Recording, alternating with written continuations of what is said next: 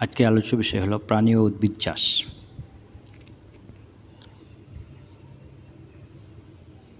হাঁস মুরগি চাষ করাকে কি বলে? Poultry culture. চিংড়ি মাছের চাষ করাকে কি বলে? Prawn culture. মৌমাছি চাষ করাকে কি বলে? অ্যাপিকালচার।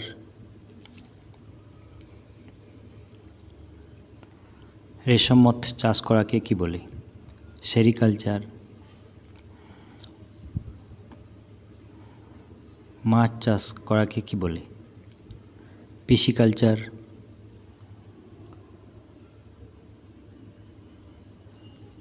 জলজ জীবের চাষ করাকে কি বলে?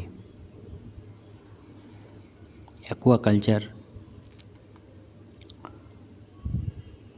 মাদক চাষ করাকে কি বলে? ভিটিকালচার।